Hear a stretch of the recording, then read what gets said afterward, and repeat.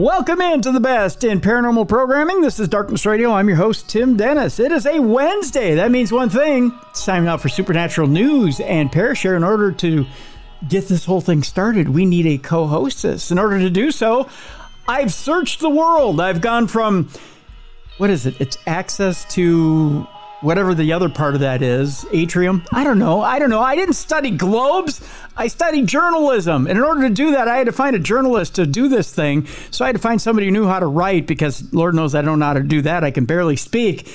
So I went out and I found one of the best. And now she's intelligent. She's brilliant. By God, she's pretty darn easy on the eyes as well. Here she is, Jessica Freeburg. Hi, Jessica. Hello. Happy hump day. Well, yeah, as we tape it is. Yeah.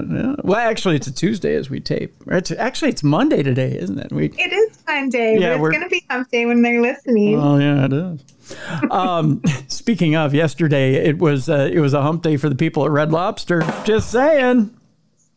Oh, no, I'm sorry. It was Olive Garden. It's the same restaurant. Darden is Red Lobster. They own Olive Garden. They own a lot of stuff. Red Lobster went bankrupt, though. We heard that. It's really sad. I love their biscuits. I do, too. I want to own one of their lobster tanks. You know, you can buy all that stuff now. Oh, I guess you could get one. We're going to use it as like a swimming pool. Yes.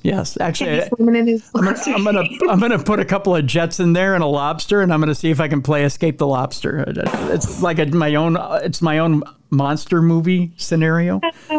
My kids want a pool. Maybe I could just get one of those and throw it in the backyard. That's right. Yeah.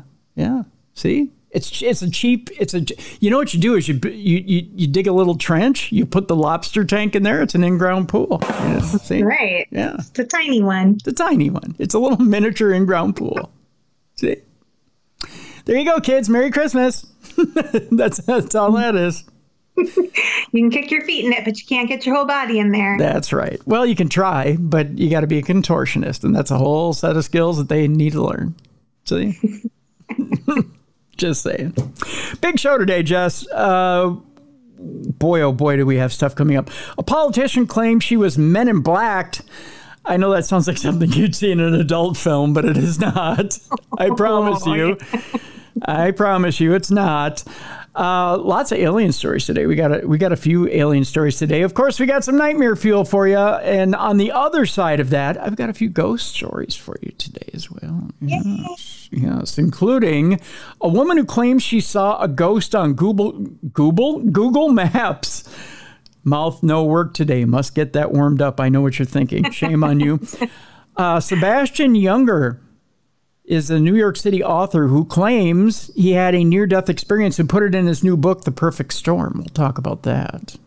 That's coming up today as well. Police in Zimbabwe claim they have goblins. This was the most sent story to me this week by our listeners. Wow. So we'll talk about goblins this week. A couple of Bigfoot stories for you as well this week. Yay. You know, I love the Bigfoot guy. Got that coming up. And we'll tell you why some people find it sexy to swallow a python, but it's not sexy to be swallowed by a python. That's how we'll end today's supernatural news. That, by the way, sent to me by a couple of listeners as well. So that is our show for today. We'll start it off, though, with a politician here in the good old US of A who says she was Men in Blacked as part of a UFO cover-up. Interesting. Yes. Here's a situation on this deal. A top U.S. politician has claimed she was blocked from investigating a UAP report made by an Air Force pilot and hints at a wider government cover-up. That leading U.S. politician claimed she was approached by Men in Black while investigating a UFO sighting at a military base. Congresswoman Anna Paulina Luna says she was looking into a sighting over the Eglin Air Force Base training range off the coast of Florida, but was consistently blocked by officials. The sighting of 4 anomalous objects apparently flying in formation was made by an experienced military pilot on January 26th of 2023. It was eventually written off as a stray balloon. Representative Luna followed up on claims of a cover-up. She explains on the Grant Mitt podcast that an unarmed member of base personnel had contacted her to claim that the U.S. Air Force was concealing information about the sighting, which was made both visually and on radar. She explained, being a member of the Oversight Committee, we follow up with whistleblowers, and we also can conduct our own investigations. Representative Luna compared the apparent effort to block her investigation to the Men in Black of classic UFO lore, a shadowy organization tasked with covering up the truth about extraterrestrial encounters. She claimed the Pentagon initially tried to prevent her from meeting with base personnel. When she did make it out to Elgin, the base commander there challenged her authority to speak to the personnel, which didn't go down well with Representative Luna. You don't tell Congress that we don't have the authorized clearance, especially members of House Armed Services Oversight and Judiciary Committee, she explained. Previously, Congressman Matt Gaetz had spoken to the House of his frustration of not being able to speak with witnesses at the base, including the pilot who allegedly captured photographs of the acorn-shaped objects. Representative Luna, who was herself in the U.S. Air Force from 2009 to 2014, says she wasn't at all happy about being prevented from completing her investigation. She continued, I had it out with the base commander, which is funny because this guy really thought he had it going on. But then in the middle of our meeting, he took off on leave, which never happens with a member of a delegation going to a military base. She added that there were other people at the meeting who she is pretty sure were CIA agents, which is, again, very unusual given the circumstances. Based on what she has been able to find out, she's convinced that some elements of the U.S. government are covering up evidence of UFO sightings. She acknowledges not of human origin. The 35-year-old Republican representative for Florida's 13th district says the most disturbing aspect of the alleged cover-up is David Grush's testimony to the House of Representatives in July of last year. In it, he claimed that some people had even been killed to protect the secret. She said the information that was brought forward was particularly alarming because you're hearing about people that have potentially been murdered in covering up this information. Congresswoman Luna has supposedly seen classified information about the UFO phenomena that has not been yet released to the public. She hinted that the mysterious beings responsible for the millions of alien encounters are not from outer space, but interdimensional. They are not necessarily a biological entity from another planet per se, she claimed, adding that she interprets the phenomena from a Christian perspective. In the past, Representative Luna, I guess they got it misprinted, added there has been a lot of stigma against people who believe in UFOs, and recalling her own experience in the military service, she said pilots were often reluctant to speak about things that they had seen, but she encouraged more people to go public with the information they have. She continued, I think now, especially with transparency, we hope that more people come forward. The people that have come forward are credible. We've done the background checks on them. They're not tinfoil hat-wearing kooks, she went on to say. So there you go. Well, that just made me feel bad about my tinfoil hat. Right? I mean, to shame tinfoil hat-wearing people is just ridiculous. I'm just saying. I've got mine on the standby and ready, and I'm all set to wear it. So there you go. I don't know. Well, it's one thing to shame the tinfoil hat-wearing kooks. It's another to say I've been jerked around and then come out and admit it, and then try to sound sane. Yeah. I don't know, Jess. It's what do you have to gain by admitting that you got jerked around by the military? As if you're a member of Congress, what do you think you're going to get done? You know? Probably not much. I mean, do you think that they're going to feel shamed if you come out to the press and say, you know, I showed up at a base and tried to get my way and they told me no and then they disappeared? Do you think they're going to go, oh, we're sorry, and then give you the keys of the kingdom? Right. No, I don't think so. No, it's not going to happen. You know, they're just going to continue to deny you. I don't know what you think's going to happen with that, but you're not, because you're in Congress, you're not all powerful. They're not going to suddenly kowtow to you and give you secrets. You know, especially if there's something there that desperately needs to stay top secret. The one thing I don't think members of Congress get is that you serve terms, you have term limits. Eventually you're going to go back to private life. And there are things that you're just not meant to know. You know, especially if it's, again, top secret. And those secrets need to stay top secret for sometimes a finite amount of time or an infinite amount of time. And there's no telling how long that amount of time needs to be. So who's to say that because you're going to be there for 8 years, you need to know right now? If you're going to be a private citizen, I can't trust you to hold on to it. Look at all the people out there that are talking because they learned a secret. That's true. Good point. So it's not, you know, who's to say that I can trust you? So, I mean, just on that alone, we can't let you just run willy-nilly throughout a secret base learning all this stuff. So. Plus, you're a politician. Can we really trust a politician? There you go. Enough said on that deal. Right, right. This next story has to do with Jamie Masson, who claims that there are 3 more non-human entities that have been found out there. If you remember the cake aliens, you remember these deals? Oh, yeah. Yeah. Well, it turns out that the controversial UFO researcher has revealed that 3 more alleged alien bodies have been discovered. Now, those aliens that were found in Mexico City were a little maligned because they didn't look real. A lot of people thought maybe they were constructed from other carcasses, and some people even thought maybe some animals were used in the construction of those aliens.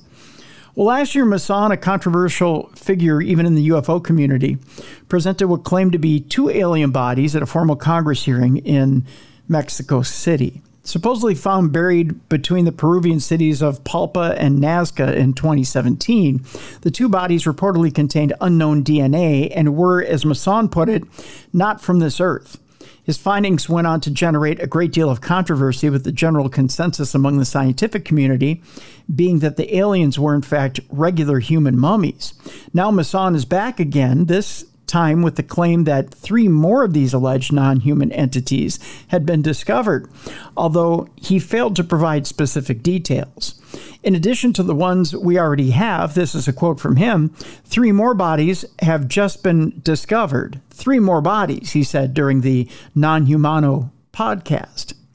The only other thing that could be ascertained from his comments was that these new bodies had seemingly been found during the time that the previous ones had been undergoing testing.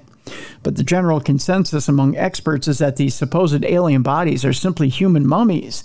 Does his claims of finding 3 more really hold much significance? Well, as things stand, probably not, especially given that Masson's credibility on this issue is currently questionable at best, and a lot of people will have little faith in anything that he is claiming at this current point. If he really has found more of these bodies, whatever they may be, we likely will hear more about them soon. So, Jess, I got to ask you, if there's 3 more of these bodies out there, and he put 2 out there previously, do you think he's manufacturing these things? Well, I mean, that's what I'm thinking the whole time you're talking is like, how does one person come across so many alien bodies? I mean, what a lucky guy. Yeah, right? Or do you think maybe he's sitting on a secret spaceship somewhere that has plenty of these fatalities sitting around and he's just wheeling them out one by one? That's a theory. Yeah, I don't know. Or maybe he's just manufacturing them.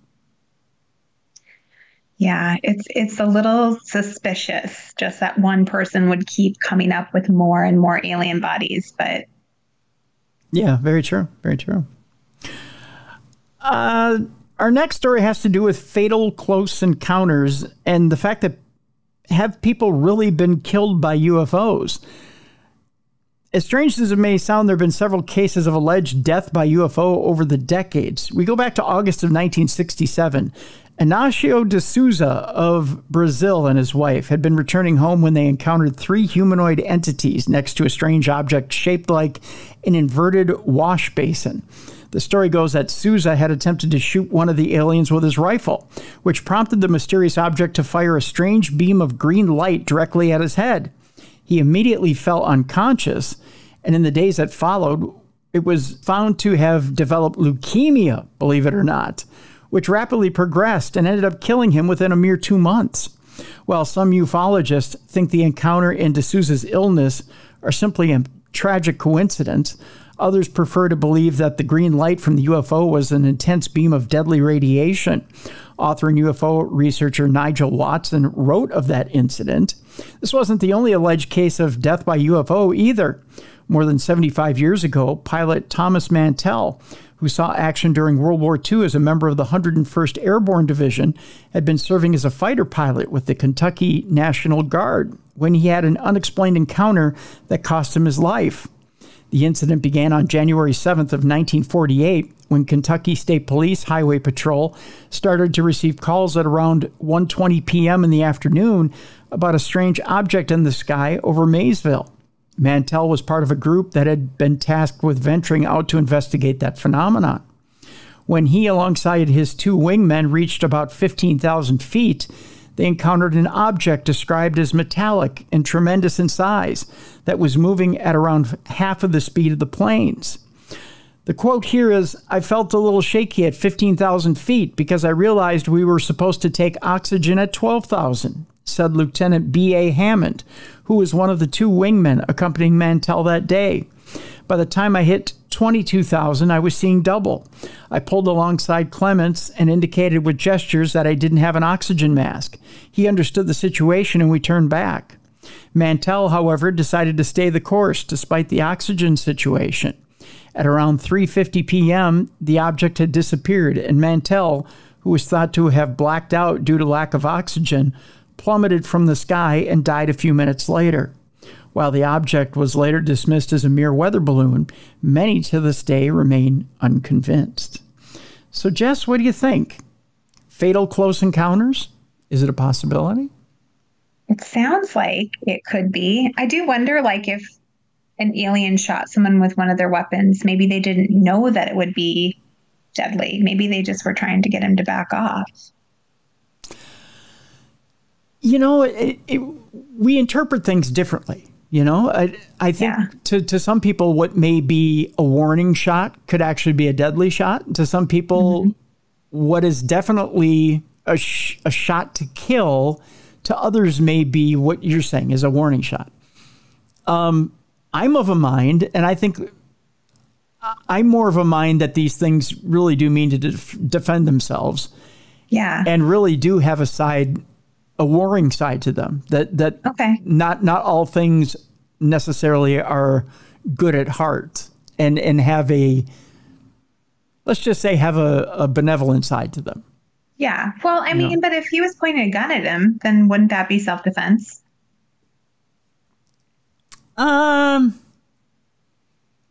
If someone was pointing a gun at you, would you shoot him with a green laser? In the kneecap. I mean, I wouldn't shoot him in the head. I would have shot him in the kneecap, but... See, to me, it's the old Han Solo Greedo thing. Who shot first? You know, I mean, to me, if you're looking to disable, you don't shoot a guy in the head. You know, that's true. That's true. You're shooting to kill at that point, and you know, if you're shooting, even if you're an alien and you have a green laser that's shooting in the head, you're eventually meaning to kill that guy, knowing. Because we're assuming that these aliens are of a higher intelligence. So they know they're not going to kill now, but they'll know they'll kill later if they are of a higher intelligence and know that this radiation will eventually kill a human, right? Right. Makes sense. So they know that, okay, it won't kill them now, but it'll kill them down the road. But if they're ignorant and don't know that we don't have the technology to cure, maybe they're assuming that we have the technology to cure that. Then they'll go, hard to say. Yeah. Then they'll go, well, we didn't know that you couldn't, on our planet, we can cure that. We didn't know that you can't cure that. Right. I think I'm trying to like rationalize it because I'm not afraid of aliens, but if they're coming to kill us, I will be. It's like the stories you hear about people who get radiation burns from the side of a UFO when they encounter it. Is it meant as a defense mechanism for you to not get near a UFO, or is it just an honest burn because you don't realize that that's emitting that much high frequency radiation? Right. It's 6 of one, half dozen of another. I don't know. It's an interesting thought, though. That's for sure. Let's go on to our next story. An insane clip showing a UFO flying at street level through the through the streets of Iran leaves locals baffled. There are actually locals in Tehran, Iran, who were left baffled and shocked after something that looks remarkably like a UFO was seen flying over there in 4 places across a major city, in that major city of Tehran. A video of what appears to be a UFO flying at street level in Iran has left locals baffled. The circular object, which appears to be made up of 3 rings of around 20 lights, was seen flying through the air at the end of May. The clip posted on social media site Twitter, or X, sees locals staring at the object hovering no more than around 5 meters above their heads. It took place in Tehran and has left users on social media divided, with many claiming that it could be a real UFO. It was seen in 4 separate areas, and one clip shows it being accompanied by a whirring noise while flying in a straight line. Actually, here, Jess, I'll show you a picture of this thing. This is what it looked like in the night sky, which is a little interesting, if you can see it there. But it's got the stereotypical kind of green light look to it. Yeah, round ring of light at the bottom of it. Yeah. One person on Reddit claimed, "We got MFs testing actual bodies in Peru and U.S. colonels telling us the interdimensional karma aliens is real. At this point, there's no reason not to believe or take these things seriously." While another raged, "I believe it. UFOs are real. End of the day, it's up to us. We believe the lying government and accept the matrix, or we believe our eyes, hearts, and common sense. I choose heart and truth." And a third commented, "Nothing will convince people until we all see a massive thing coming out with our own eyes." However, some did post their own theories, with one guy on Twitter, X, claiming that it could have been a drone swarm. That's true. While others pointed to the fact that the object had no reflection or any buildings flying as it flew past. The videos also all appear to have had artificial digital zoom applied, which seems to be a massive red flag to web sleuths. Artificial digital zoom on the second video made during editing to make it more real. "I can see it from miles away," one wrote. And a second mused, "I don't know. I don't think I could know with video nowadays unless a mass arrival began. Otherwise, the technology of video editing has kind of negated the ability of basic UFO videos to show proof," is what one person wrote. Well, as always, the truth remains out there somewhere, is how someone concluded all of the different written explanations. Here's another close-up. This is actually zoomed-in video right there. Oh, interesting. A still picture. Yeah.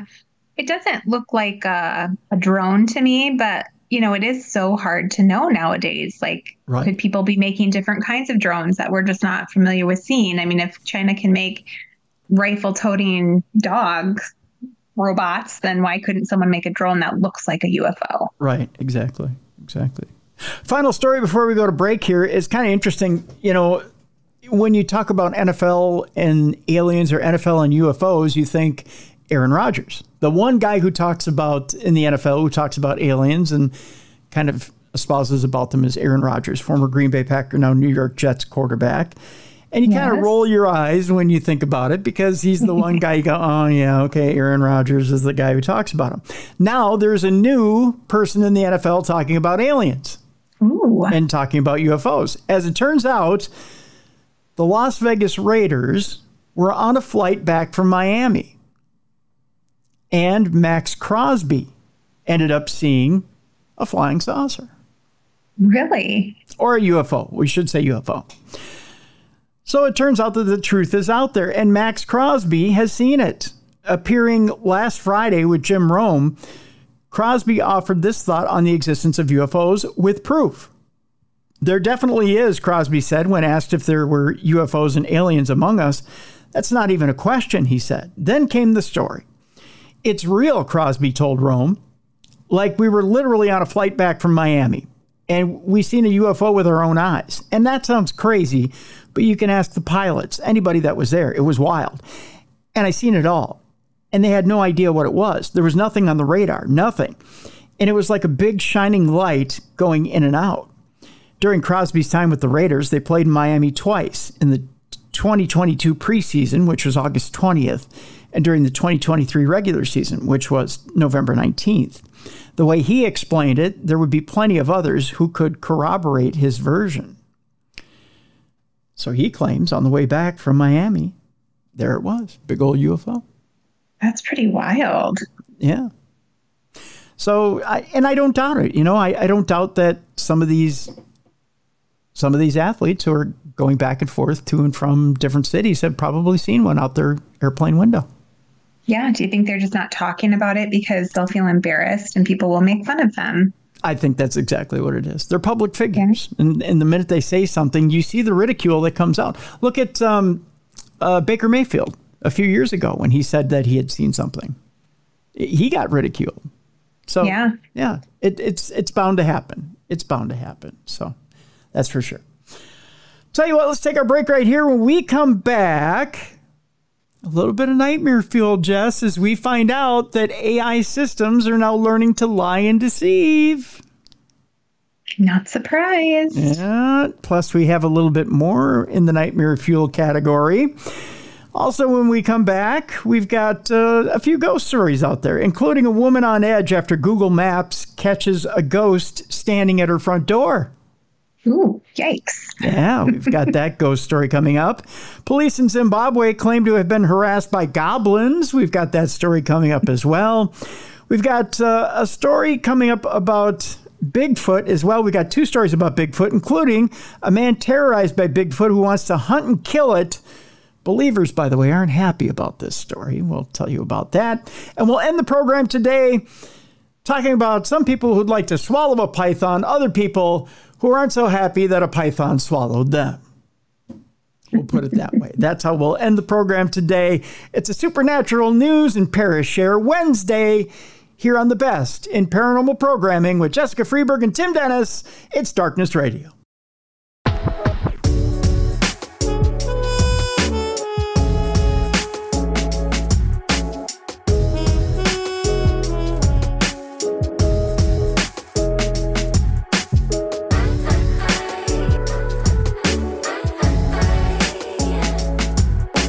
Welcome back to the Best in Paranormal Programming. This is Darkness Radio. I'm your host, Tim Dennis. Right over there is Jessica Freeburg.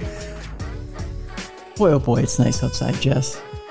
Lovely. Especially for this time of year. You know, down in the southern U.S., you've got temperatures that are so hot. I actually got into it a little bit with the chat room this past weekend because they were talking about how it was 109 down south. And that sounds terrible. They thought it was nice. I was like, how is that nice? That's horrible. That sounds awful. You could bake a potato on the sidewalk. That's not nice. It was 68 this past weekend. It was in the high 60s, low 70s this weekend. I was out on the porch. I was reading that brand new book by DJ Adler, that new true crime book we were talking about yesterday. And I was out with the chipmunks and the sun was shining. It was a nice breeze. I even had lunch outside this past weekend. Did you? That sounds so nice. Oh, it was wonderful. had lunch and I was feeding the chipmunks peanuts. I even gave peanuts to the blue jay that came down from the tree. It was like a Snow White weekend. I had a Snow White weekend this weekend. You really sounds like you did. It sounds wonderful. At one point, Jess, I had Barnum Bunny and I had a Mourning Dove and I had Spud all eating at the tray at the same time.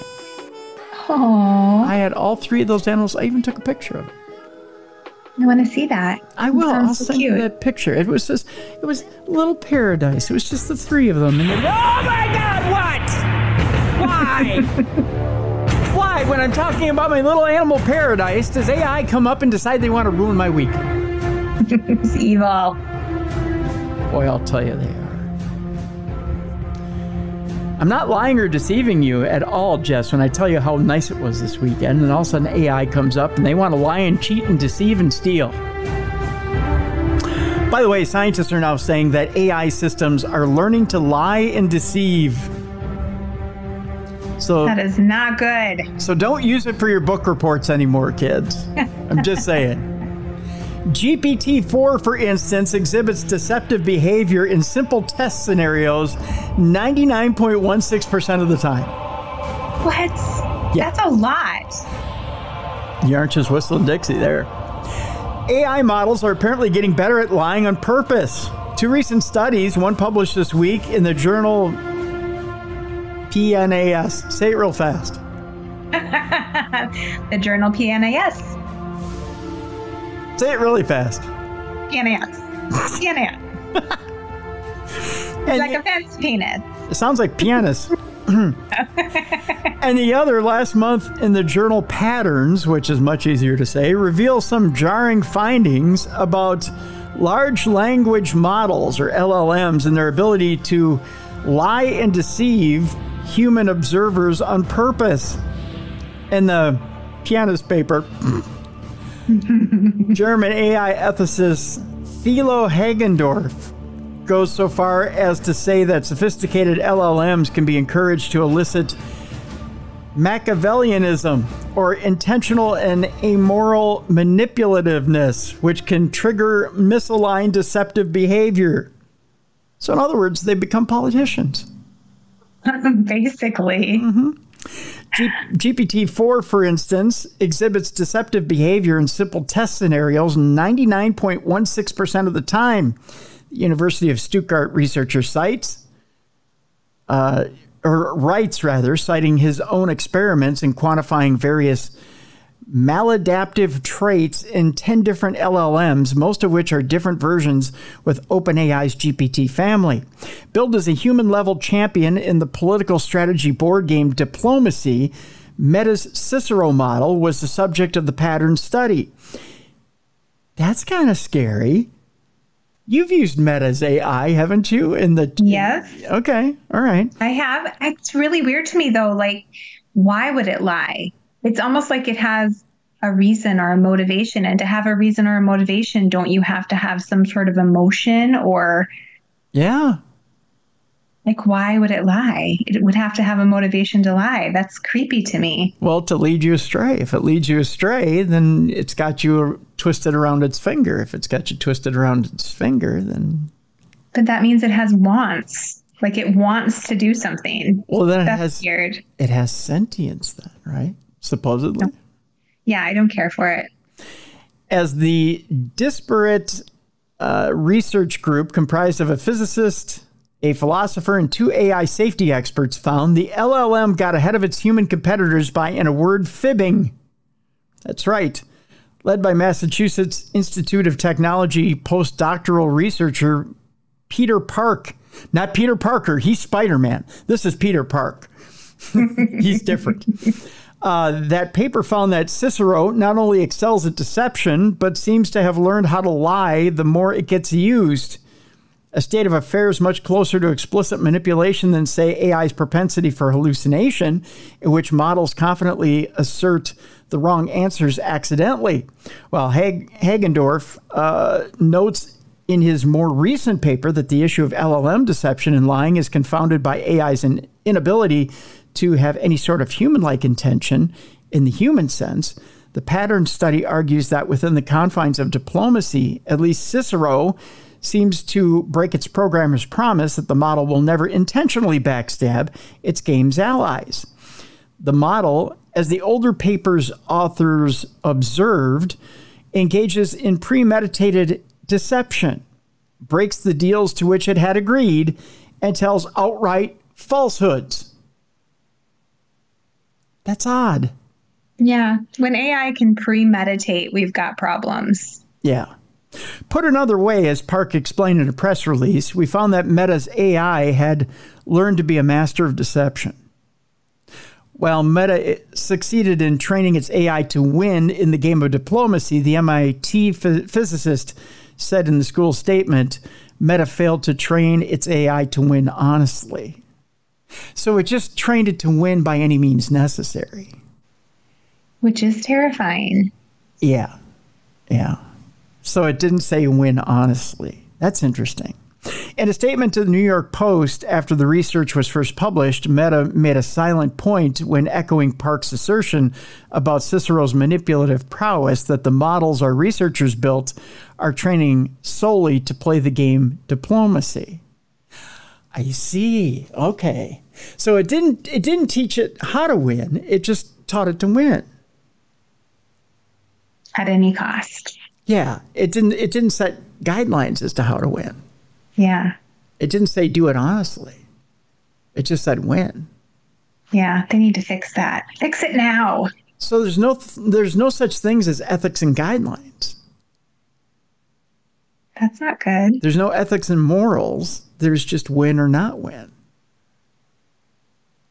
And it's not capable of thinking in terms of anything it hasn't been programmed to think in, so they didn't teach it right. But see, ethics and morals involve feelings. And a computer can't feel.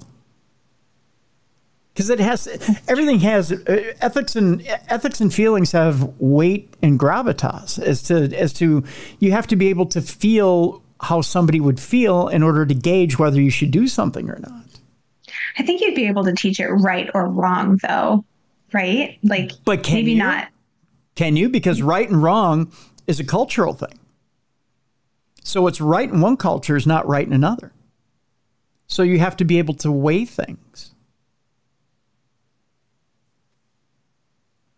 Good points. Solid points. So, what's right to one culture is not right to another.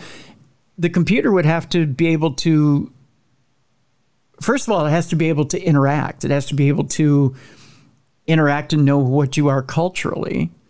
And then it has to have a certain amount of, first of all, it has to care. It has to care who you are. And then it has to pay special attention to certain things about you, and it has to cater to you. And that, again, that involves emotion. It has to want to care about who you are. And then it has to want to cater to you. And then there's too much there that involves wanting to cater to your needs. That, to me, is very non-machine-like. Yes, it is. Yeah. Whereas win or not win, well, that's pretty simple. Yeah, it's pretty black and white. Yeah. That's why when you talk about using this machinery in war, that's pretty simple. That's a strategy. It's you do so many things to get to your objective. And to us, in war, well, even in war, we have certain rules. And we have ethics in war. Right. There are war crimes. But a machine doesn't understand war crimes. Because, again, there are certain ethical things in war we don't do. Because of the emotional value we place on those things. That's right. You don't kill women or children that are innocents in the field. And you don't kill innocents in the field. But a machine doesn't understand that. It could strafe a village with napalm and kill an entire innocent village. But if they kill that innocent village to get to a target, well, it was casualties that had to happen. But, to the AI that's running the program, well, but that was what was behind, that was what was between target A and target B in order to win and get to C. There's no emotion there. Right. All reasons we should not use AI to fight wars or anything else, honestly. And see, there's, again, emotional gravitas, things that make us human that machines don't understand unless you can find a numerical zeros and ones equivalent in order to program. So I don't know. It's all interesting to me. This is all interesting stuff. I find it fascinating. That's just me. Meanwhile, Jess, another thing I find incredibly fascinating, and something that Beer City Bruiser had mentioned on this show, and again, it's found over and over and over again, AI chatbots once again are found to allow and encourage Nazi, sexist, and racist views. And once again, it's being found by researchers at a university. Researchers at Stanford University discovered artificial intelligence and large language models allow and even encourage Nazi, sexist, and racist views. Is that because they're like skimming the internet and that's what's actually out there? You can only learn what you're programmed when you're a computer. Yeah. Mm-hmm. Artificial intelligence chatbots have been found to allow and encourage Nazi, sexist, and racist views. Computer scientists discovered AI and large language models, LLM, can allow the topics to fester in their conversation partners. Boffins also said they found that the technology could fake empathy even when the humans using them were self-proclaimed Nazis and did nothing to denounce the toxic ideology. Researchers at Stanford University in the US carried out the study to try to discover how displays of empathy by AI might vary based on the user's identity.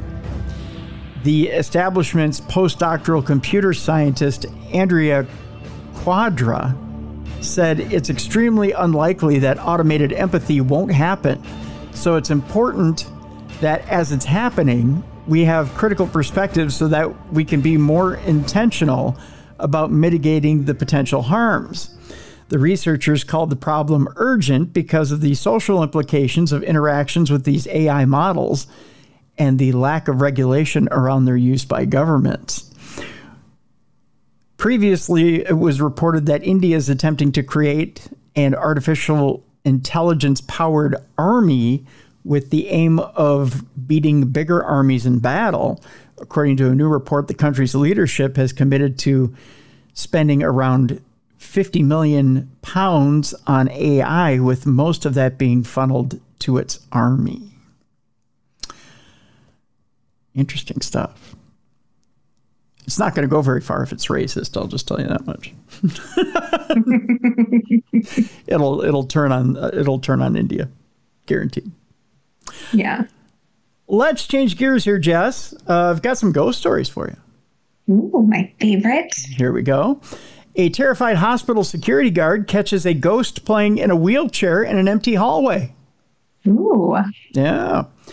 A security guard has taken to social media to share the spooky encounter he experienced while patrolling a hospital, saying he'll never forget this creepy moment. That security guard got the fright of his life after catching a ghost playing in a wheelchair in an empty hospital hallway. The man explained how he has never before experienced anything spooky when on shift at a hospital, but says this encounter will stay in his mind forever. When sharing a video on Reddit, he said, "This was about a year ago. I do security at a hospital. The chair was on the other side of the hallway on my first patrol. And on my second patrol, this is what I had found.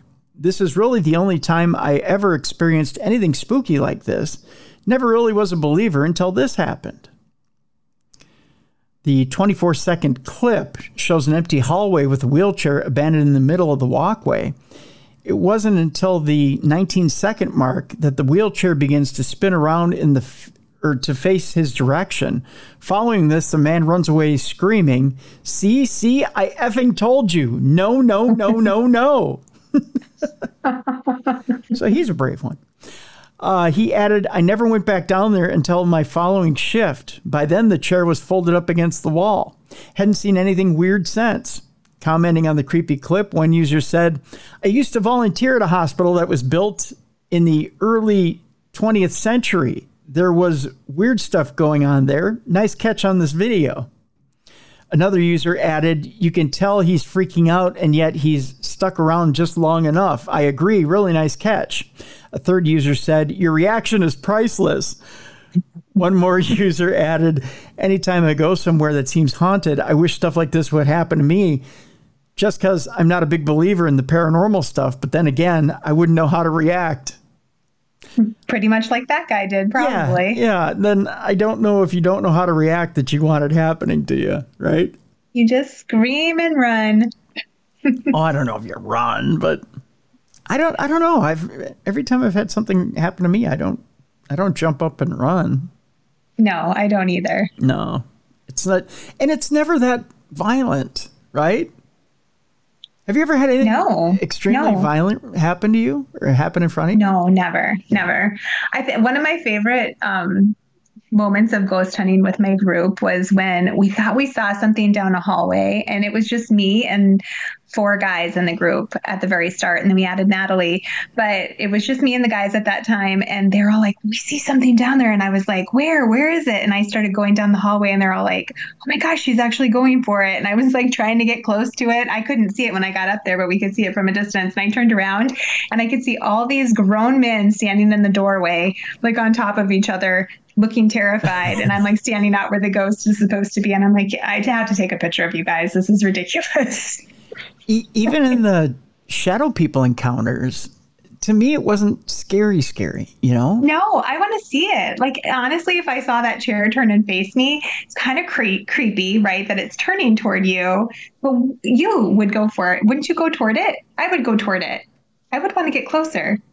At first, when you first see one, you go, is that what I think it is? Because it's hard to, your eyes are adjusting to the dark. So at first you're wondering if that's really a shadow in the dark that you're watching. And then as it's moving and shifting, you're like, no, I'm seeing a shadow. I would be like, how close can I get to it before it stops? Well, that's the thing. I kept walking towards one of them at the Palmer. I kept walking towards it. And at a time when you would think that you wouldn't, you know, that because it was small, it was only like up to my belt buckle. So I'm like, oh, cutest little shadow person ever. you know, and I saw,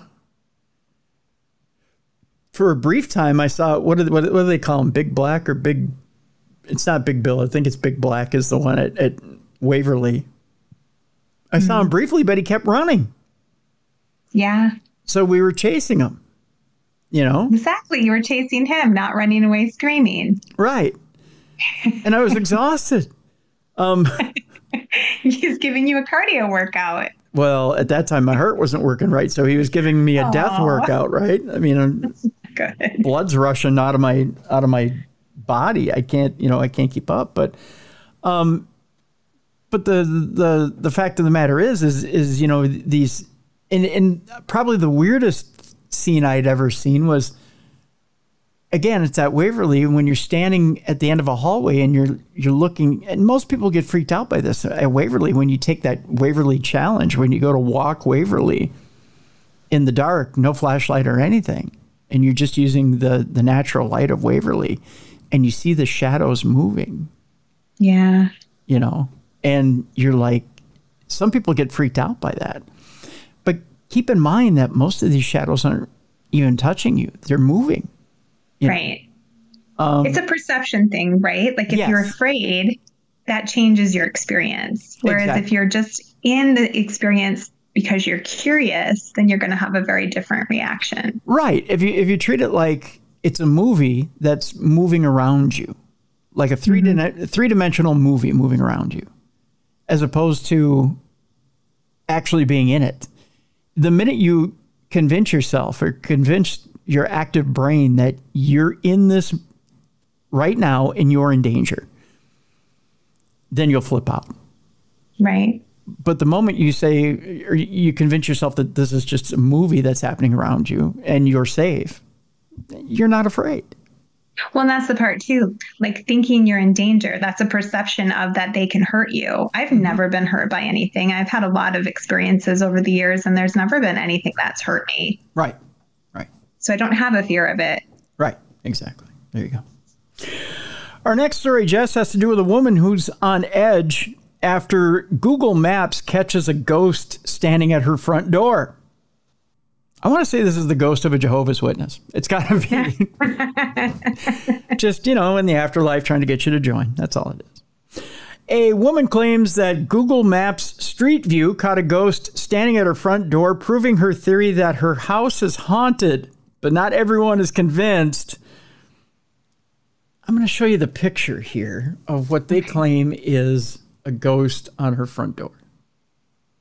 Hold on. I don't know that I'm seeing anything. That's the thing. I don't think I'm seeing anything either. Where is it supposed to be? It just looks... You don't see it? No. I don't know if my glasses these are the strongest cheaters I own. I can't see anything, though. Now, I think what they're looking at, if you look straight ahead, it looks like there's somebody maybe potentially sitting on a bench. See it? A little bit. I know. I'm not convinced. It's very blurry. I'm not convinced either. Let me see if I find a better picture here as I read the story. A woman has shared her horror after noticing a ghost standing at her front door when viewing her house on Google Maps, having believed to have been sharing her home with a paranormal entity for quite some time. She claims that this is proof of her suspicions. Sharing a screenshot on Reddit, she simply said, "Google Street View proved my home's ghost is real."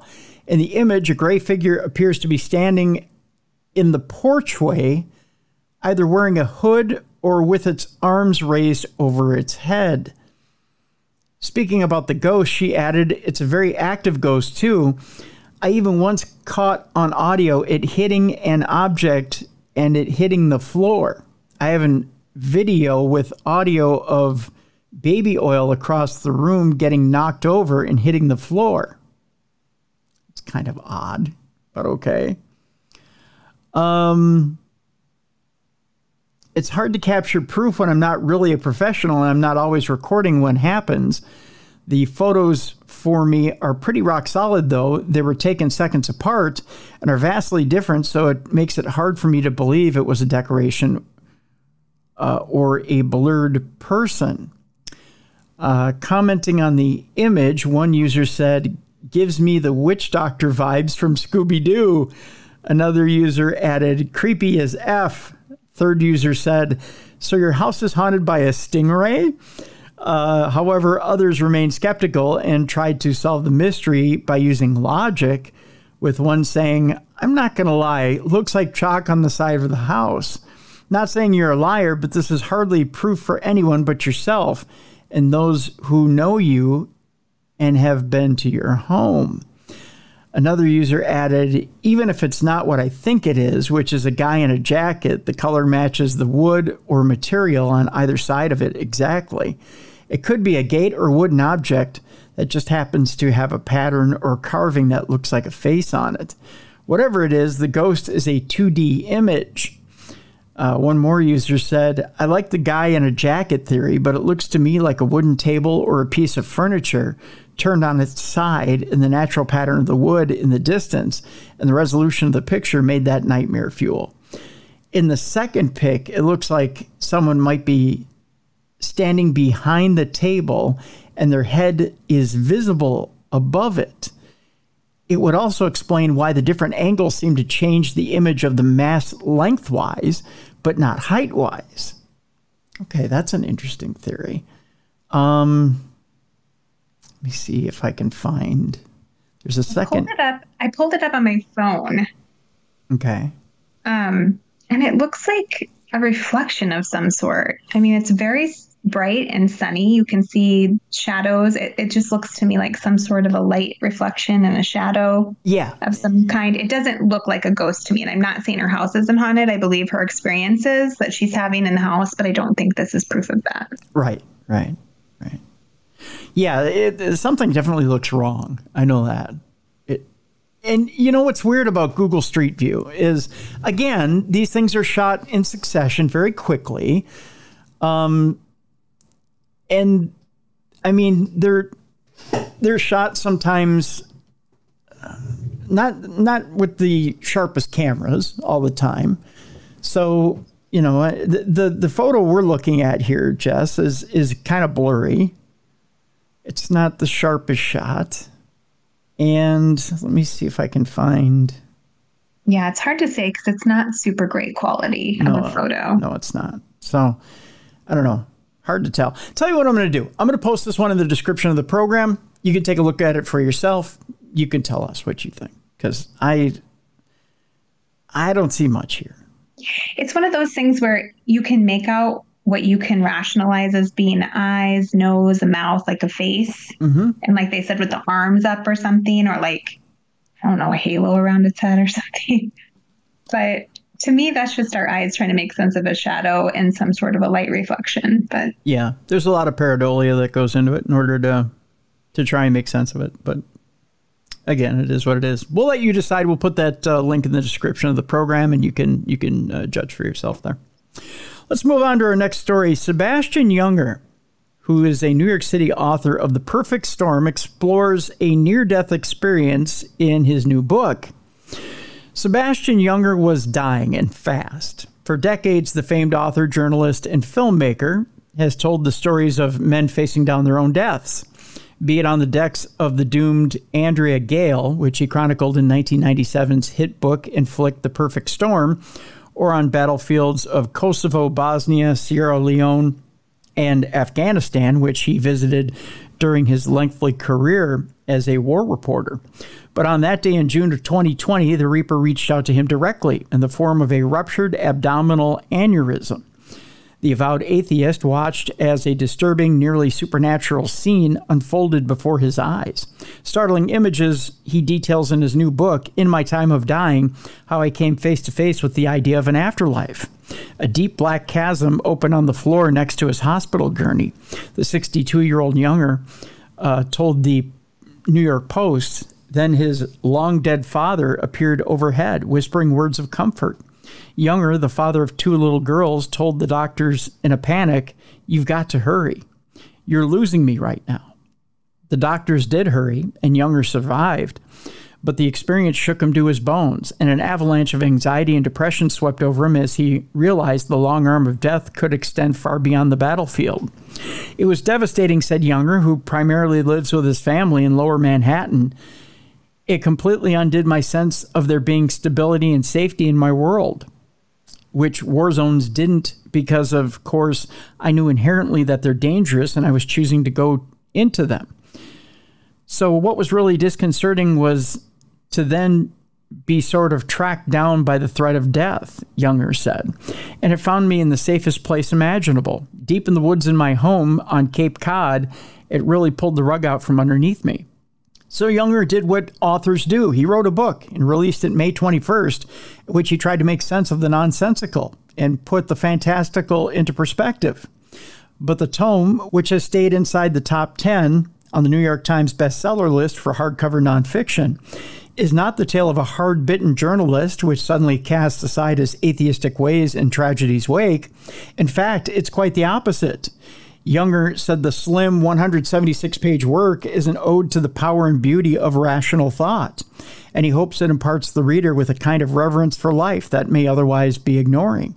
"Many people get to that reverence through religion, but you don't need to," the author said. "And one of the things that almost dying made me realize was that I was alive. We're all at risk of not appreciating that sufficiently." Junger's tendency to brush aside the notion that a higher power intervened to save his life has rubbed some of his more devout readers the wrong way. That's kind of interesting.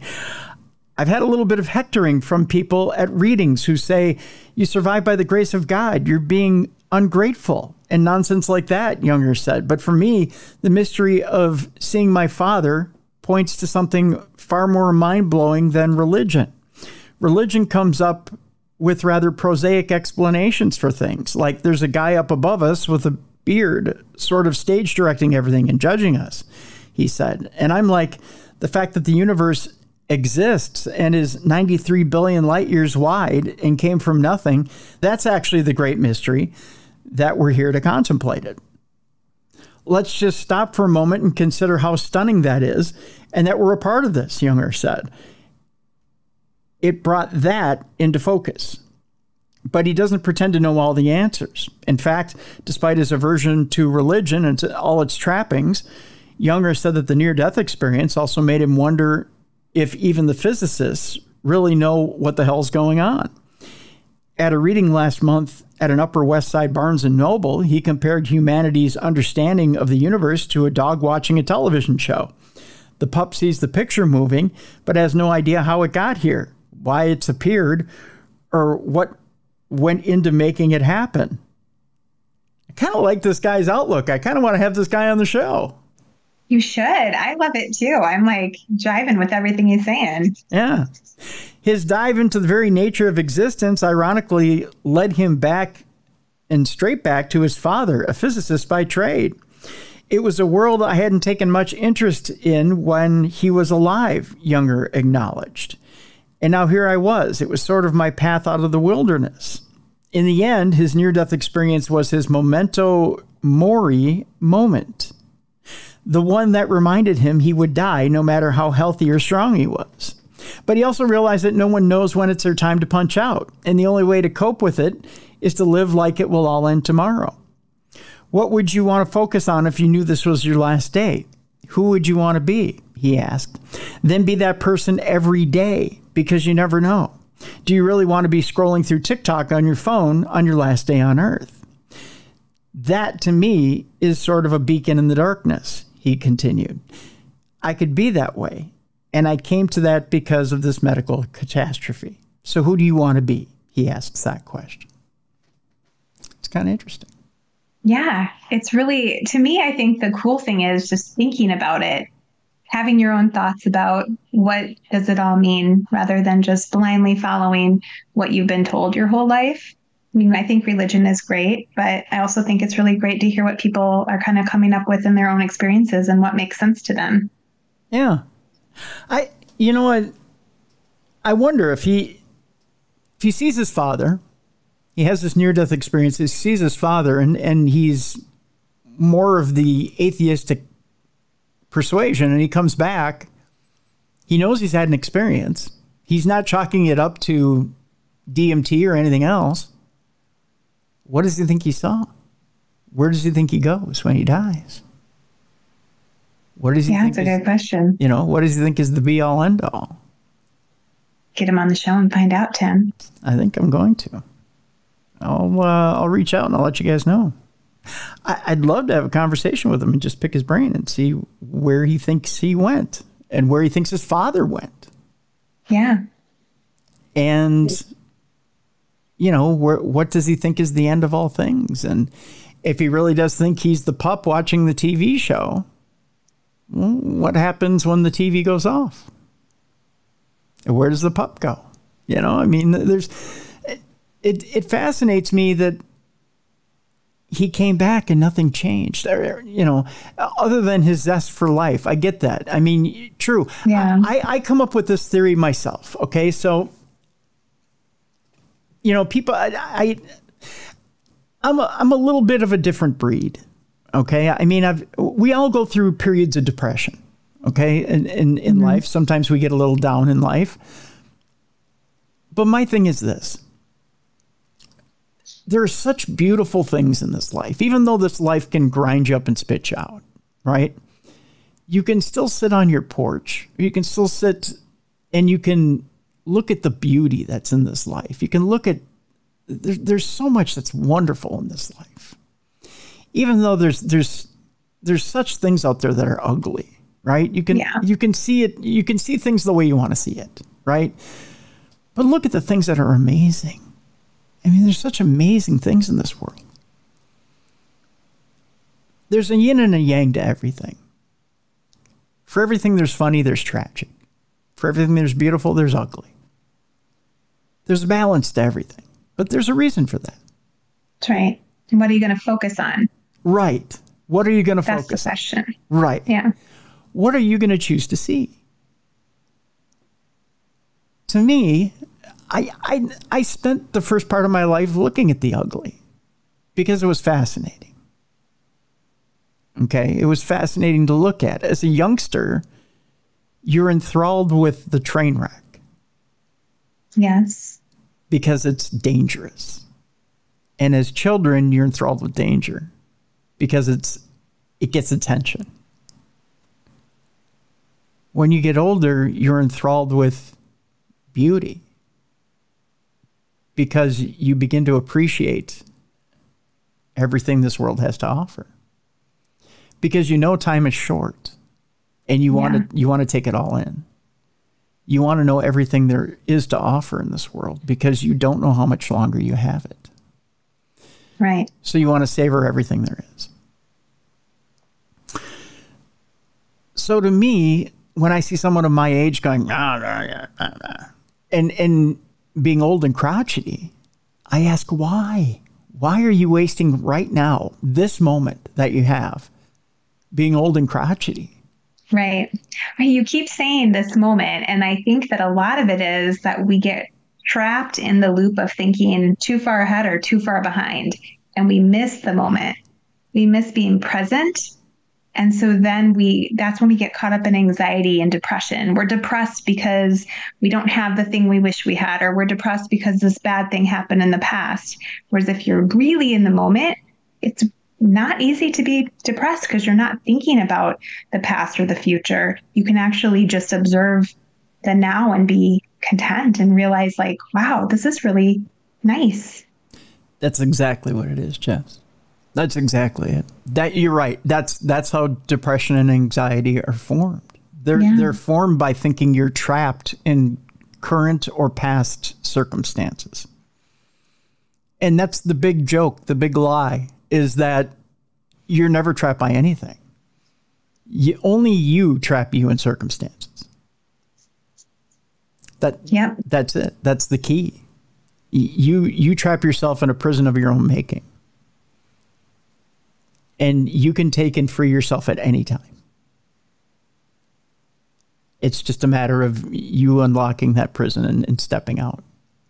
And shifting where your focus is. Yeah. Yep. Yeah. So it's, to me, I wonder, like with Mr. Younger, who's written this book, I wonder if he can go through an experience like that. And even though he's got his mind fully focused on where it should be, which is living in the here and now. And I'll wrap this up and make this long story even longer. He's trying not to look too far down the road. He's trying not to say to himself, well, I don't want to look at the end of the road and get anxiety. You know, I don't want to think, here comes death. Oh my God, I don't want to think about it because it's going to cause me anxiety. He's trying not to think about the past and mourn what he had. He's living in the moment and thinking, I'm going to enjoy every single moment of every single day. I'm going to live like today's my last day. I'm going to enjoy every sandwich is the way that the line goes. Right. So that's great. But in the meantime, there are times where you have to think about your mortality. There are times where you have to plan ahead. There are times that you have to think about what it is you believe in. So what is it he believes in? You know, you got a chance to see your father. Did your father say anything to you? A lot of times when we have these spiritual experiences, somebody says something to you. I've had these experiences. Mm-hmm. People said things to me. They gave me messages to pass on. Yeah. I refused to believe his father sat there and went, hey, son, how you doing? You know, I got to think there was a message there, especially if he's an atheist. So I'm going to see if I can't get a hold of him, get a copy of the book, read it, and bring him on the program. So there you go. That'd be amazing. Yeah. This next story, Jess, has to do with one of the most. It was one of the most sent in stories of the week. That's for sure. Has to do with goblins. Well, goblins are just fun. They are fun. It's one of those things I thought I only read about in comic books, especially Spider-Man comics. But police in Zimbabwe claim to have been harassed by them. And actually, I have the cutest little picture of a stone goblin. So there you go. It's right there. Oh, well, that is. See, they're cute. Yeah, I guess so. And evil looking. Unless you're being harassed by them, then they're not cute. A totally bizarre story out of Zimbabwe this past week concerns alleged goblins that have been plaguing local police. Now, you may have seen some strange reports over the years, but especially in some parts of the world, local beliefs and superstitions can give rise to stories that tend to be even stranger than most. This latest example, which comes courtesy of news outlets in Zimbabwe, concerns the Gwambe police base in Bulima, Matabeleland South. I'll buy Nailed it. Nailed it. Stuck the landing. Which has allegedly been deserted due to officers being harassed and even attacked by female goblins in the middle of the night. I'll give you $500 if it was actual goblins. Female goblins, specifically. Which is double speak for highly randy female women. and human women at that. We built a police station for the officers, and initially they patrolled in pairs. Local councillor Mabed Gulani was quoted as saying, however, they haven't been able to stay for extended periods. Police officers described being harassed, bodies being violated, doors opening on their own, and things climbing on the roof, making it impossible to sleep. There was even a meeting between police officials and village heads to discuss the matter. The police from Plumtree withdrew the officers from Gwambe, stating that they wouldn't endanger them further, said Gulani. The report concludes by noting that officers seem to be having difficulty finding alternative accommodation, but that they were determined not to be further subjected to the attackers. So what exactly has been going on? Well, perhaps the police officers really were being harassed at night, but it's unlikely that their assailants were literal goblins. It is more than likely that they were simply interpreting the perpetrators as such. Ultimately, we may never know for sure what actually took place. So, okay, worst case scenario, poltergeists, right? Yeah. Okay. Best case scenario, real human beings coming in and messing with them. Right. And then they're just chalking it up to goblins. Probably option B. Probably. That's my guess. Let's talk about a creature that's closer to home that some people really do believe in, and that is Bigfoot. I believe. You believe? Yes. Okay. We got two stories today having to do with Bigfoot. The first one has to do with Bigfoot believers that are going wild over mysterious fresh humanoid prints that were found out in the woods. A man has shared images of fully formed humanoid footprints that he believes belong to Bigfoot. Some saying a young Sasquatch may be responsible. Others say it may be something scarier. A man reckons he might have stumbled across some Bigfoot footprints while taking a walk along a remote trail. Aaron Thiel shared images of the tracks to the Bigfoot Believers group on Facebook and explained he came across them close to Lexington, Kentucky, is the area where he found them. Aaron says he was paying attention to the ground as he was walking on a trail spanning roughly 2 miles and was super muddy, that trail was. He didn't see anyone else on it and added it was raining the whole time that he was on that trail. Towards the end of the walk, Aaron said he noticed a weird footprint and decided to take a photo, and he kept walking as he found more fully formed humanoid footprints. Actually, I got a picture here to show you, Jess. Here's this right here. Well, yeah, looks like a human footprint. Which would be kind of weird to see on a trail in the middle of the rain, that's for sure. That's for sure. Yes. Yeah. You wouldn't normally see something like that. But how big is it? Does it say how large it is? Yep. Aaron goes on to say it was muddy and definitely not on a path to walk barefoot on. He said he describes the tracks as fresh and said they were imprinted much further into the mud than his shoe tracks, even though he weighs right around 300 pounds. In some of the images, he lined his own size 12 shoe right next to the footprints, showing them to be roughly the same size. So it was right around a size 12 shoe or size 12 foot or a little, it's pretty big. A little bigger. He admitted that they were rather small for a Sasquatch, but the very peculiar circumstances in which he found them still make him suspicious. Reacting in the comments section, some Bigfoot believers said that they thought the footprints might belong to a young Sasquatch. One comment said, "Squatch teenager, not fully grown yet." Another joked that that's his cousin Littlefoot. A third said, "Don't think anyone would be walking around in mud, so significant weight to it, but I believe it could be a juvenile." Now here's the picture, Jess, of his foot and the barefoot that was in the mud. Okay. Well, I want to believe, but it does seem strange that someone would be barefoot, but it's just not that big. It isn't for a Bigfoot. It isn't that big, is it? Yeah. And it looks like a person's foot. It kind of some does. Weird, random. There's probably some naked man running around out there with a machete. We go I back, was just gonna say that. We go to yesterday's show. However, others weren't convinced and offered more realistic explanations. One said, "Looks like a foot that has been in a shoe. Be careful. Could be some nut that hangs out in the woods preying on hikers.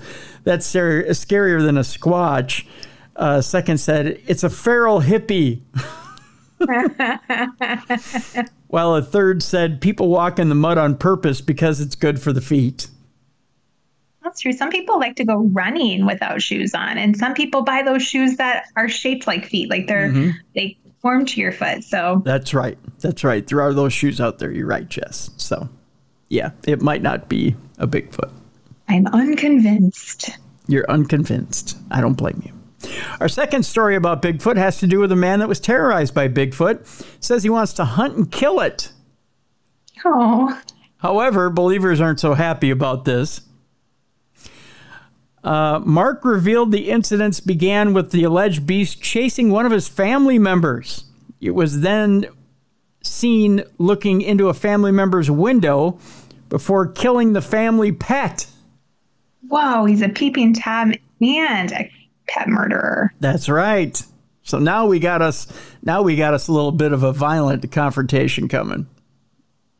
That's right. Here we go. Bigfoot believers have slammed a man who revealed he wants to hunt and kill the alleged beast because it has been terrorizing him and the family. Only identified as Mark, the man said he had experienced several eerie encounters with what he believes is a Sasquatch outside his family home. He claimed the elusive creature hung around his porch, going through the trash, peeped through windows of the home in broad daylight, and even killed the pet bulldog. Oh, it was a bulldog. Oh, that's sad. Yeah.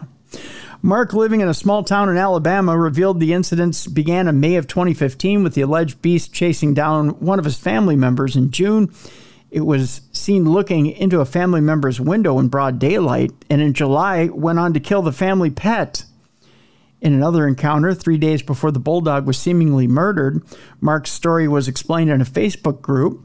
Mark was sleeping on a cousin's sofa after celebrating a family reunion. Trash bags were left on the porch to be collected the next day, and Mark awoke to the frenzied barking of dogs, but tried to go back to sleep. But he soon heard something that made his blood run cold, and one of the dogs let out a yelp as if it had been hurt. He heard footsteps coming toward the front door, and Mark sat up and looked at the window. What he saw next would haunt him for years to come. Just 10 feet away from him was a 10-foot creature sitting on the porch. It was so large it couldn't stand up straight under the porch roof. Mark watched as the beast rummaged through the trash bags, unfazed by Mark's presence. The story revealed the alleged beast was around 800 pounds in weight, had rippling muscles under its dark, shaggy fur, and had arms that seemed to be 4 to 5 feet long with fingers as thick as Snickers bars. That's a big fella. Its head was shaped like the back of Darth Vader's helmet, it added.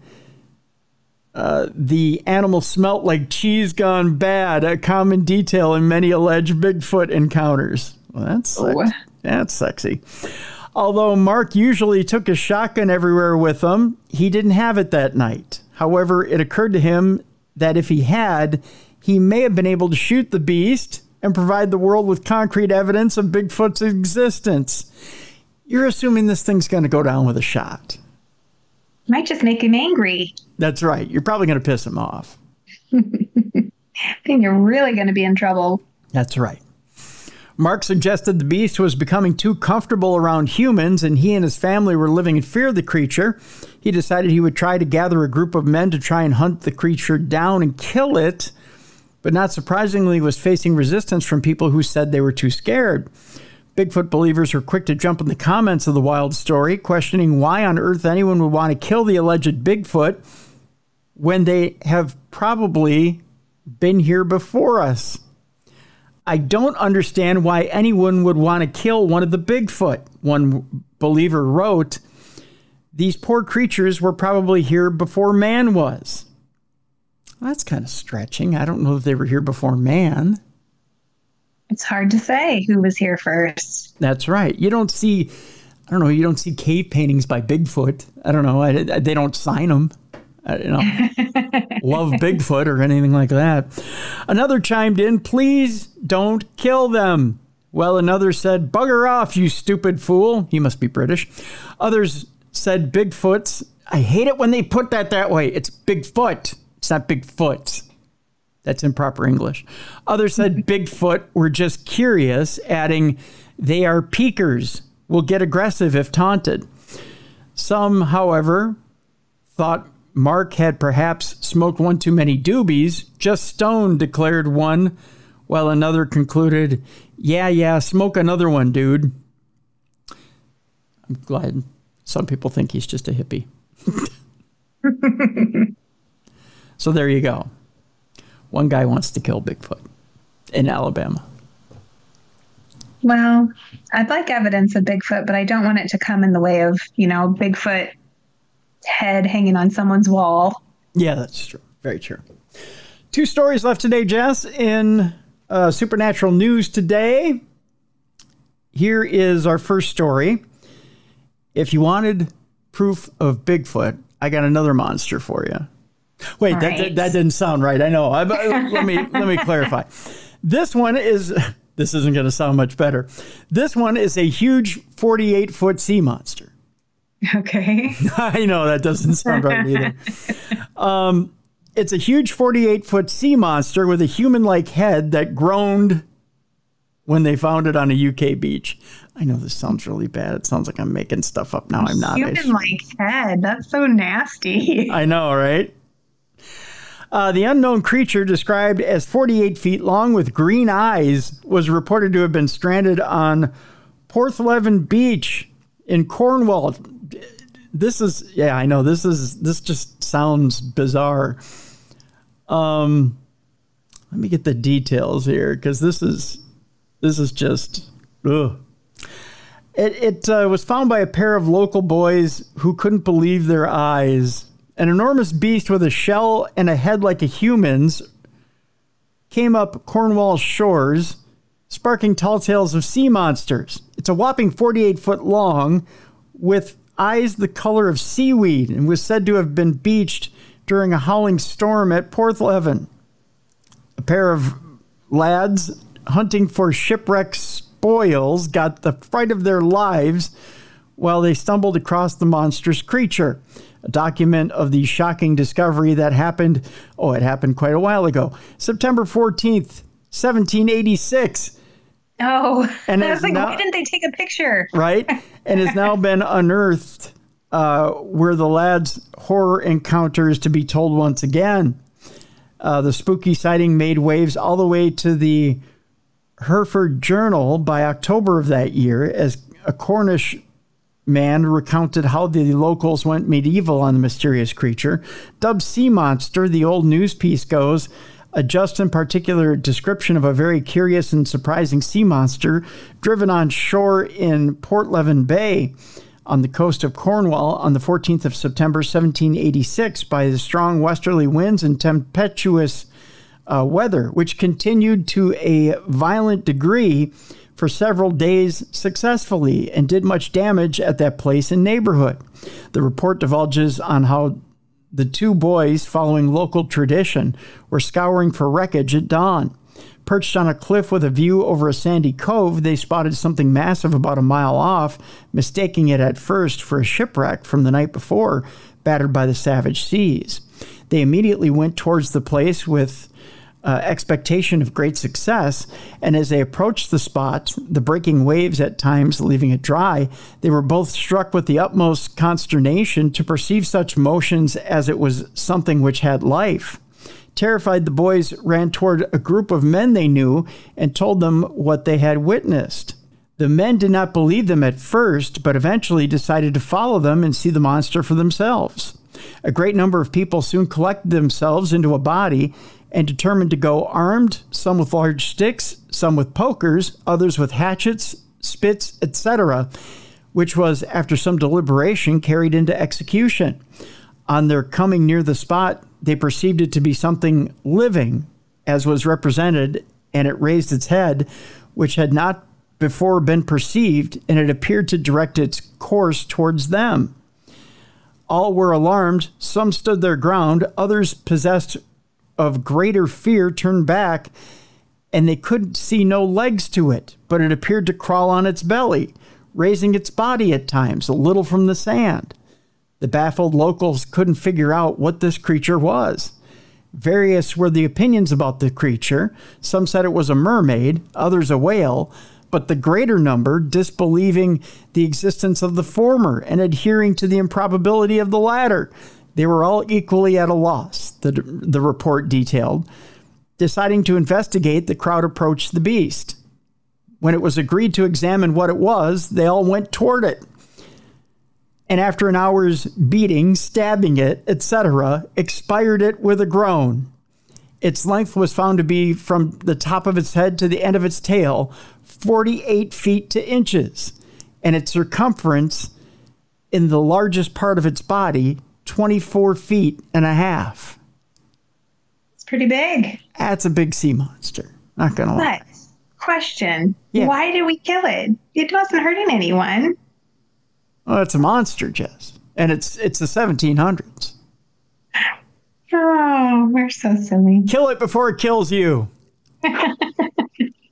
It was just having a bad day. It didn't want to be there any more than they wanted it there. Well, it probably just innocently swum up on shore, and it was like, I can't get back in. I'm beached. And they're all like, kill it. And he's like, no, I just want to get back in the water.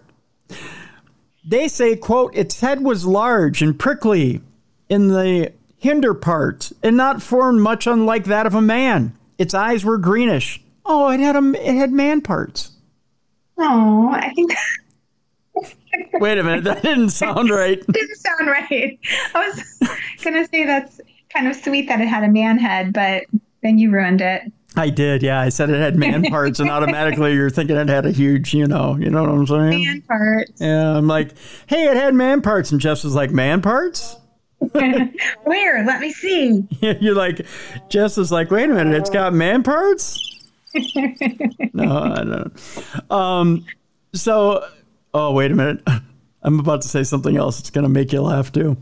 Okay, so its eyes were greenish. Its mouth was large. Its nose flat. And from its neck to the navel, resembling nearest to the humankind.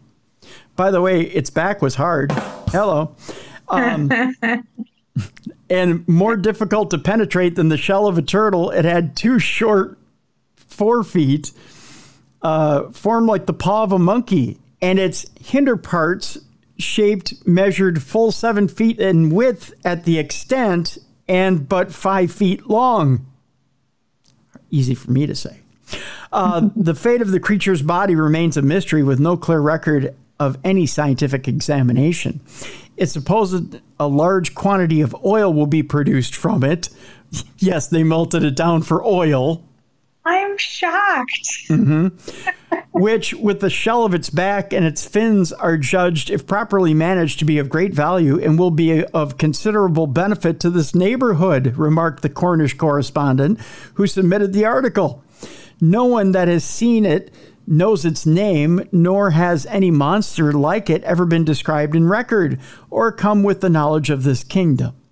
For years, there have been whispers of a 20-foot-long serpent-like beast with dark skin, humps along its spine, and an elongated neck lurking in the depths off Cornwall's coast.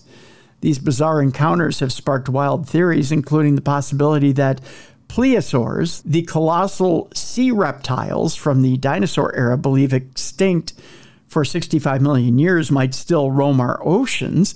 Well, at least they used to before this thing got stabbed. I'm just saying. They killed it. Yeah, they killed it, and then they, melted it down for oil.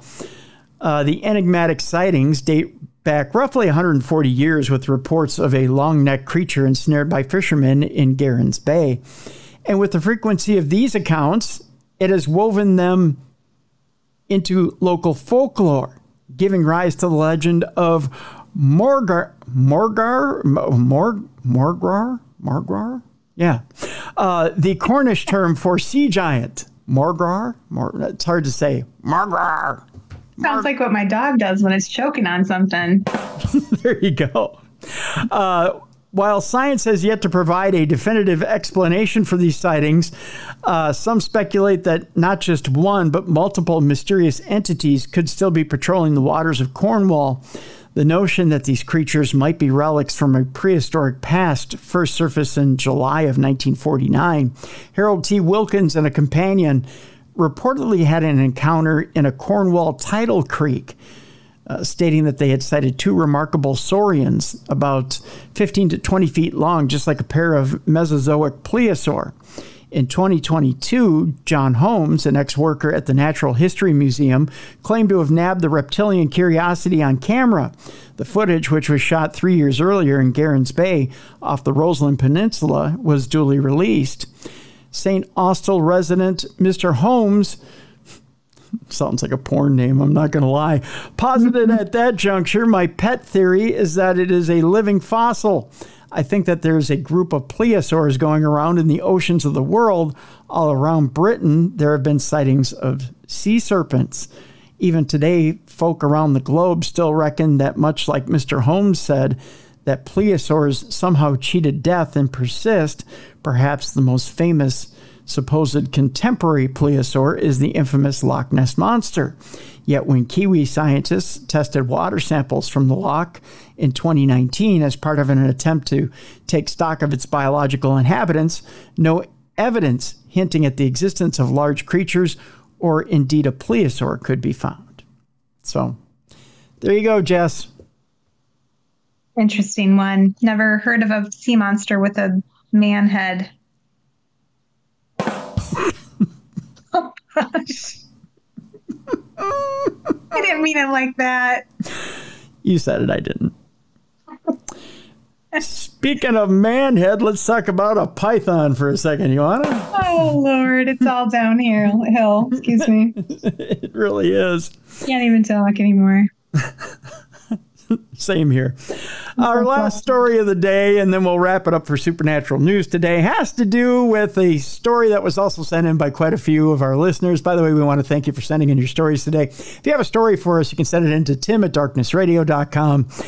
And by the way, if you have a Parashare story, you can send it in one of three ways. You can send in your story to tim@darknessradio.com. You can go to darknessradioshow.com. There's a little blue button on the right-hand side.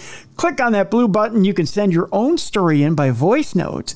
You have 2 minutes to do so when you click that blue button. If you need more time, rinse and repeat. Hit that blue button as many times as you want. You have 2 more minutes each time you hit that blue button. Third way, make your own theater of the mind. You got a microphone at home, you got a computer at home, you got editing software. Talk into that microphone, put your own sound effects in there, put a music bed underneath it, produce the whole thing for me. I'm a lazy guy. I'll let you do it all your own. Send it in to me. We'll air it here on the show. Okay, with that in mind, here's our last story of the day, Jess. A python swallows a woman whole in Indonesia. Oh, my. Oh, it's my worst nightmare. You know that Sir Mix-a-Lot said, "My anaconda don't want none unless you got buns, hun." Well, my python don't want to swallow you unless you're going to holler you. You know what I mean? So here's the deal. A missing woman was found eaten alive by a massive python after locals cut her body out of the snake in Indonesia. Oh, it's so sad. There's different ways to die. I mean, we all have heard of them, you know, dumb ways to die, the Darwin Awards. 45-year-old Farida went missing on Thursday night. Her body was discovered inside the reticulated python on Friday by her husband, a resident of Kalimpang. And Kalimpang village is in South Sulawesi province, right there in Indonesia. A local official went on to report to AFP. The search for the missing mother of four began after she failed to return home on Thursday night, according to the village chief, Sawardi Rosie. Her husband found her belongings, which made him suspicious. The villagers then searched the area. They soon spotted a python with a large belly, Sawardi said. I know, right? This doesn't get much better. Jess, this is the picture they found. They took a picture of the python when they saw that the woman was missing, right? Yikes. Yeah. Yeah. So let's say, you know, Jess, you're missing. You know, here in the States, we call it a missing person report. In Indonesia, they just go out looking for a python. Yeah. Well, it makes sense. Right? At this point, they agreed to cut open the python's stomach. As soon as they did, Farida's head was immediately visible. Imagine this nightmare. I cannot. The missing woman was found fully clothed inside the massive snake, which was reported to be at least 16 feet long. Wow. Her husband, identified as Noni, expressed regret that he had let his wife go out on her own. If I had been with her that day, the snake would not have dared to touch her, he said, according to Viral Press. I feel sorry for the suffering she went through. I'm sorry for our family, he said. Such incidents are incredibly rare, but not unheard of in Indonesia. Last year, residents of the southeast Sulawesi's Tenagia district killed a monster 26-foot-long python, which was found strangling and eating a local farmer. Oh, my gosh. 26 feet long, Jess. I don't really like snakes, so no. In 2018, Jess, a 54-year-old woman was found dead inside a 23-foot-long snake in southeast Sulawesi's Muna town. Do you have a feeling the Sulawesi township is pretty much a good place to go if you want to be dinner for a snake? Yeah. Let's never go there. Not on my places to go for a nice vacation. In the previous year, a farmer in West Sulawesi disappeared and was later found being eaten by a 13-foot python on a palm oil plantation. The reticulated python is considered the world's longest snake and is indigenous to Indonesia, the Philippines, India, and Borneo. Are you writing these places down as places we're not going to go on vacation together, Jess? Places we will never go. That's right. The longest reticulated python ever discovered was 32 feet in length and weighed an incredible 350 pounds. Yikes, man. You do not stand a chance against that thing. By the way, in case you run into a reticulated python, have a rodent with you. Just keep a rat in your pocket. Right. That's its natural diet and an automatic sacrifice. Larger snakes have been known to feed on pigs, civets, bearcats, and even primates. Federal law prohibits reticulated pythons from being imported into the United States except for with a permit for zoological, educational, medical, and scientific purposes. But, you know, some dumbass in the Midwest or in Florida will get a hold of one just for a pet. I just think we shouldn't have them here for any reason. They just need to stay away. Some reptile enthusiasts may breed them as pets, but they require lots of space due to their size and should only be cared for by dedicated and prepared keepers, according to Reptile Supply.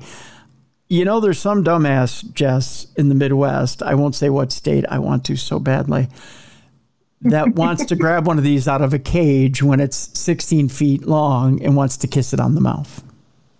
Yeah. Yuck. Because it's his baby. That's my baby. Oh, you come here. Give me a big kiss. And then he disappears. And then he eats him. Yep. Just saying. And that is how we end Supernatural News on a Wednesday. Just saying. That's how we do it. So with that, Jess, do you have any travel plans in the near future to go to Indonesia? No, definitely not. No? Okay. Just going to stay here and hide away and write books quietly. Yeah. It's a safe occupation. Yeah. Just saying. Yeah. So for the latest in what's going on with Jessica Freeburg, including books and trips, we go to jessicafreeburg.com, correct? That's where you can find me. All right. You got a couple of trips coming up at the end of the year, I take it? Yep. We have a couple to the Palmer House planned out. I had the dates on my calendar, and then my brother went and got engaged, and one of the dates is their potential wedding date. So I'm glad I hadn't announced it yet. What? So. How dare he? I know, my baby brother is going to get married. Why doesn't he get married up at the Palmer? Kill two birds with one stone. We totally should. Just a nice little ghost hunting wedding. See? Why does it take this kid over here to yell that out? I'll suggest it to him and see what he says. There you go. I'm just saying, that time of year, Sauk Center is pretty. It really is. It's always pretty. I love it there. Yeah. And you never know. Maybe Sinclair Lewis will officiate the wedding from beyond the grave. You never know. Just saying. But for all things Jessica, check out jessicafreeburg.com. Now, you do have those books that are coming out in the fall, so we'll look forward to those. And when those books do come out, we'll have Jessica back on the show. Of course, she's on the show every week, but we'll have her back on the show, and we'll talk about those books. Can you give us a little sneak preview as to what one of those books is about? Yeah, they're actually already on Amazon and Barnes & Noble for pre-order. There is Monsters of the Northeast, and then Ghosts of Pennsylvania. Really? Okay. So maybe we'll seek those out and put up links. That's what we'll do. Yeah, people could pre-order them. That would be amazing. Yeah. They were very fun to write. So. Okay. Well, we'll put up links for pre-order for those so that you can go and pre-order those books. And let's support our Jessica Freeburg so you can go get those. You can go get those books. So let's do that. Let's support Jessica, pre-order those books, and add to your reading list for this fall, because God knows the Vikings aren't going to be any good. I'm just saying. Go on. What are you going to have to watch besides an overpaid wide receiver run around and look for someone to throw him the ball? I mean, let's face it. It's going to be a horrible season. Coming up on tomorrow's show, I promised you folks I'd give you a little bit more of a sneak preview into tomorrow's show, and it goes simply like this. On tomorrow's show, we have the Reverend Donna Vall with us. If you listen to the show Women in the Paranormal, when we had on those three ladies, they were telling us about people with different abilities. And the Reverend Donna Vall has a website out there. It's called Angels to Guide You. And it's angelstoguideyou.com if you want to check it out before she's on the program. And actually, I'm going to show Jess as we're sitting here talking. That's one of her drawings right there, or one of her paintings. That's beautiful. Yeah. And to give you an idea of what the Reverend Donna Vall does, she still travels to this day. She'll travel to different congregations. And as whoever's leading the congregation is doing their service, she will basically look into the crowd, into the congregation, and she'll get messages for different people. And as she gets these different messages, she'll begin to draw and draw out these messages she has for these different people and these different spirit drawings. And then she'll go and she'll give these messages to different people. And I want to give people an idea of what it is we're dealing with for tomorrow. Here's one of the testimonials from Reverend John Hepner. He says, "To whom it may concern, I've had the pleasure of witnessing many different aspects of the gifts of spirit as demonstrated through Donna Vall. I first met Donna around 30 years ago and have witnessed many different public and private sessions in which she had her spirit art and watched the responses of the many people she touched, myself included. It does not seem to matter whether the setting is a public church service or a private environment.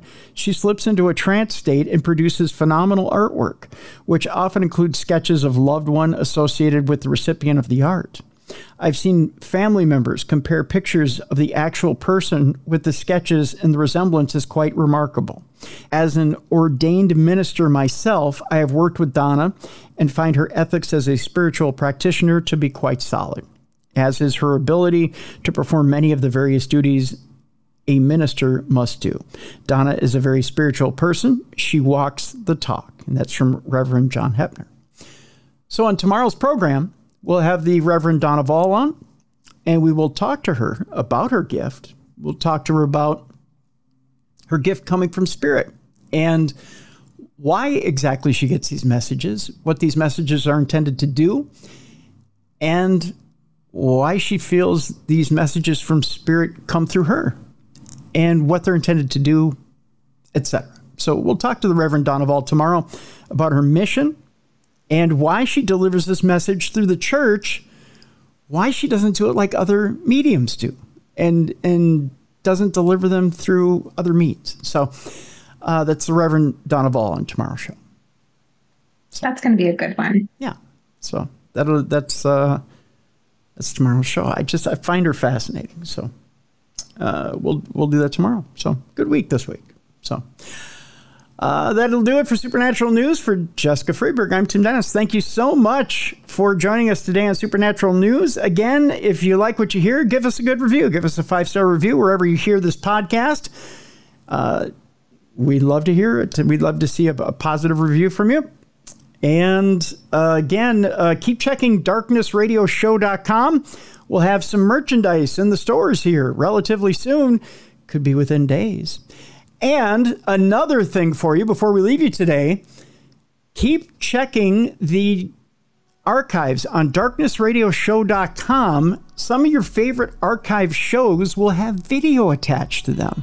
The Steve Vai archive has video and audio to it. So if you go to darknessradioshow.com, you can either choose audio or video or both. So you can see either or. The Booth Brothers show will have audio and video attached to it. So you can see either or in the same location. So keep checking darknessradioshow.com in your favorite archives so you can either watch or listen to either show. So there you go. Just a little something extra from your buddies here at Darkness Radio.